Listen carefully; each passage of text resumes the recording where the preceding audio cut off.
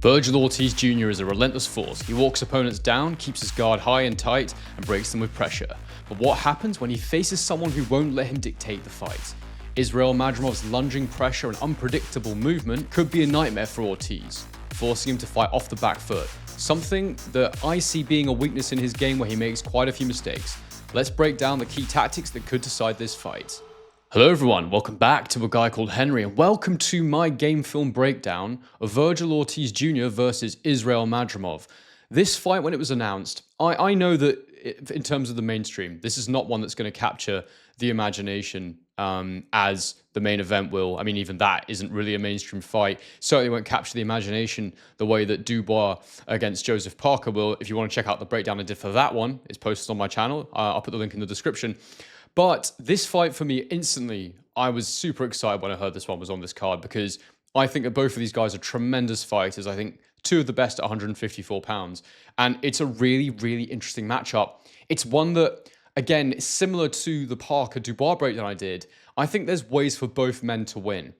I will make a prediction at the end of this video about who I think is going to win this fight. I'm going to put my neck on the line, as I always try to do. It's just a bit of fun at the end of the day. We try and evaluate how each man could go about their business, how each man could win, and then I'll try and tell you what I think is the more likely outcome. But as you've heard in my introduction there, I've done a bit of watching of these two, I've broken things down, and I've tried to work out what the key factors are at play here. And some of the things I'm going to say in this video might surprise you. I don't know if you will have noticed some of the things I've seen. You have to slow it down, you have to really pay attention. And those of you that just saw Madrimov against Crawford might not fully appreciate just how these two styles might gel. Before I get into this one, guys, don't forget to bang a like on the video. Don't forget to subscribe to A Guy Called Henry. And don't forget to get your comments in the comments section below. Who do you think is going to win this fight? And what do you make of my analysis here? Finally, before I get into this one, use my link in the description to buy the fight via DAZN if you'd like to help support the channel. As I say, I get a cut of the revenue. Nothing more, nothing less. You pay the same as if you were going to buy it on their website anyway. So if you were undecided about buying the fight and you think, you know what, I'll support my mate, A Guy Called Henry, or if you were going to buy it anyway, if you could use my link, I'd really appreciate it. Now, on with the video. In this section of the video, we're going to be considering movement. Ortiz loves to play between two stances. High guard inside and low lead hand outside. But the low lead hand might be a massive problem against Madrimov. Why is this?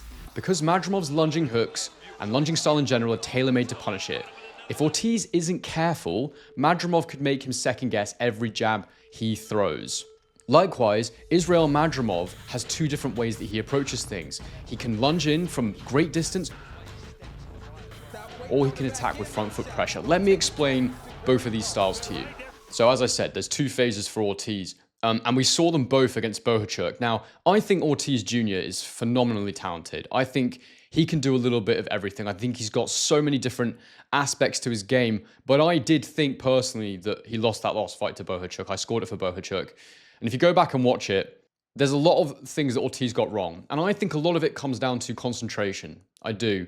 And I also think it comes down to him choosing the right moments to attack, the right moments to defend, and just making sure that the danger's cleared before he relaxes. Because I feel like sometimes he relaxes and it leads to different phases getting to him. And we'll get into that in a little bit. I've got a few key notes on how to attack him. But basically, for Ortiz, you have these two phases. You have him all the way in, he has a high guard, and he likes to work the body, he likes to throw bent arm shots, and he'll sit in the pocket with you very, very comfortably. And he likes it there. I think that's probably where he feels most at home. I think he enjoys the fight. I don't think he's one of these fighters that avoids physical contact. I've seen some fighters definitely that don't really enjoy getting punched, not that anyone does, but some fighters definitely are more accepting of that reality than others. The second phase you'll see him in is on the back foot on the outside. You'll see him dancing around the ring with a low lead hand, and he looks good, he looks flashy in this phase of his game.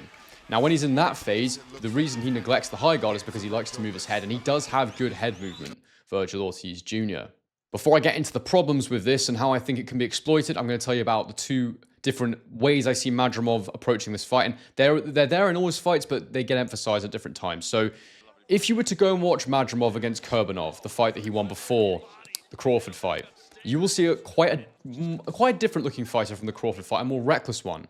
When he went into that Crawford fight, I really believed he was going to get stopped because he was lunging in from great distances, and it was something we saw Spence do against Crawford, and Crawford is a master counterpuncher. If you attack him from distance, he will time you eventually, he will read you, and he will stop you. Against the right opponent for Madrimov, this lunging is extremely effective. He closes the distance fast, he generates power, and if you're somebody that isn't much of a counterpuncher and you hold your feet, you're relaxed at distance, he can really put you on edge with this lunging. The other side to his game that we really saw more against Crawford, and he did lunge against Crawford, but he timed it far, far better. He used it more fleetingly. But the other side of his game we saw was this creeping style where he edges his feet into range. He uses multiple shots. He stands with quite a square stance, allowing him to use that backhand. He can use the backhand almost as a lead hand. Generates less power, but it's still very, very effective. So these are the two different sides we see to Madrimov. And going into this one, I wonder how these two men are going to fight, because there's different ways they can approach this. There's different ways they can go about it.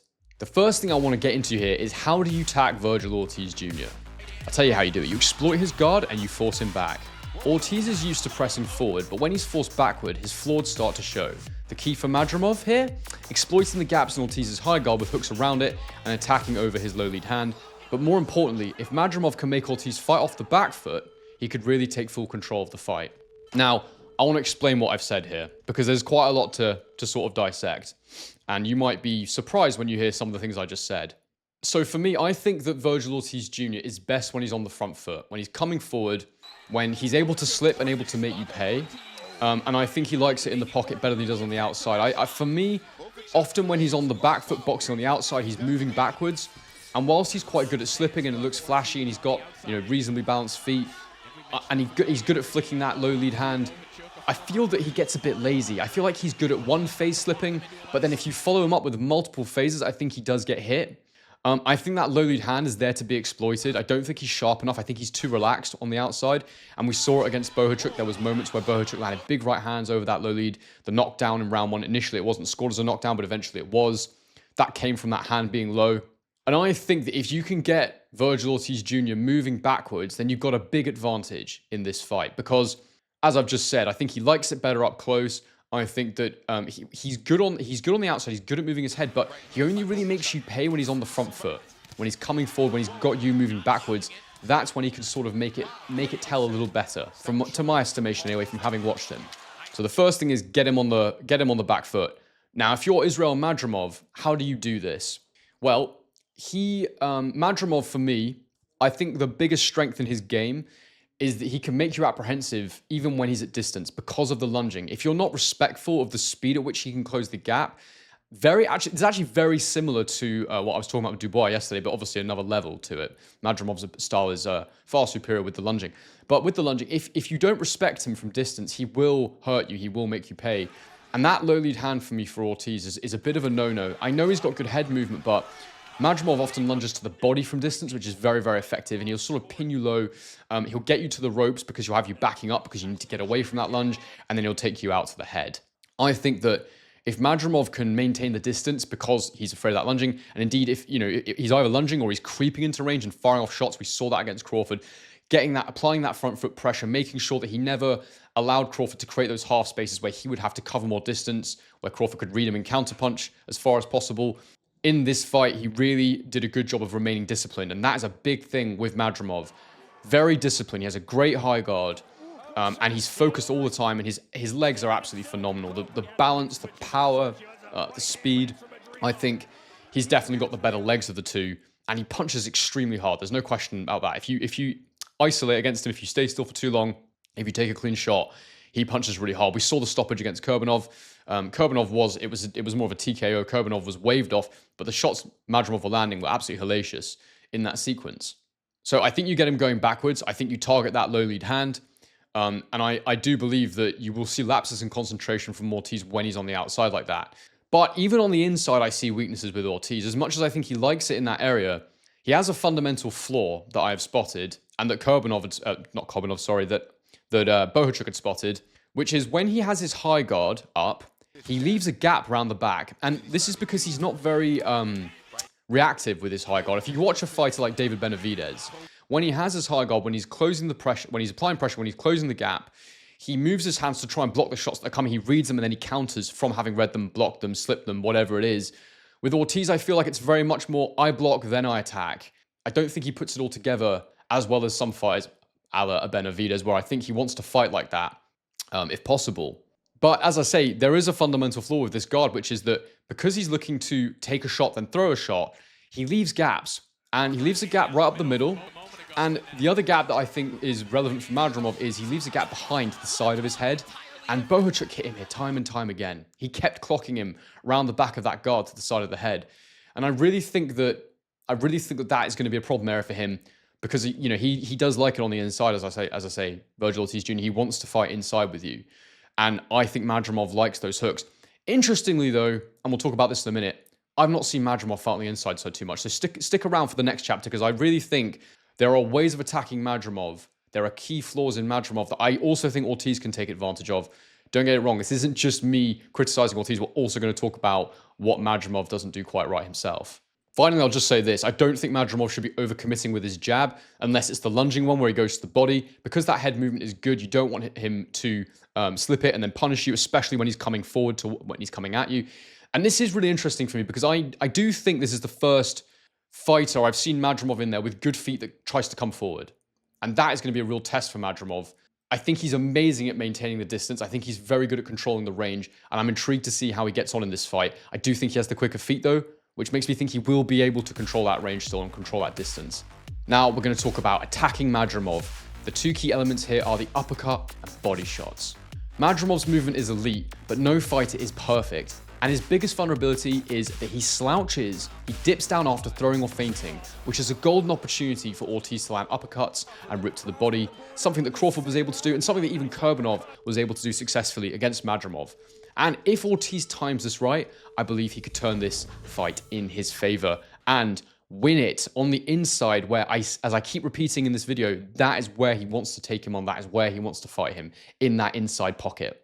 Now, just to explain this in a little bit more detail, I think that we've all seen how Madrimov feints. He bounces his legs a lot. He's very, very good with his high guard, but with that comes this flaw, which is, as I said before, he tends to dip down after he does things, and it's because he's traveling from distance a lot of the time. When he lunges in, he often leans forward because he has to bend his knees, and because he's got that high guard, it naturally means your weight just sort of comes forward, you dip down, and because there's a bit of a gap in his guard, I think that the uppercut will be there for Ortiz, and likewise, similar to Daniel Dubois, not that they're similar, but this is another similar characteristic, he flares his elbows.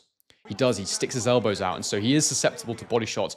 Some of Crawford's best shots in their fight were shots to the body, and again, the uppercut as well, we saw that once or twice. But one thing I will say about Madrimov is he's so disciplined with that guard, even if you do manage to get an uppercut in as a counter shot, often he'll get his guard back in position again. It's actually incredibly impressive. But Ortiz Jr. he's a vicious body attacker. His body shots look sensational, really, really powerful, really, really good. And I do think if he is able to remain patient, let Madrimov come to him, if he holds his feet and maintains that space, I do believe that he can take it to the body there. He can implement his body work on Madrimov, throw those uppercuts, wait for those dips, those flaws, and he could time him and really, really hurt him. He could. The question is, how good of a counterpunch is Ortiz? I think we'll find out in this fight because Madrimov will come forward. Madrimov will come into range, and the big question here is, will we see the return of the lunge from Madrimov? Because as I say, he was a lot more disciplined against Crawford. I think if you're Madrimov, you let him move on the outside, you get him on the back foot, and then you attack him when he makes footfalls, which he does do. He does cross his feet from time to time. That was when he lunged against Crawford as well.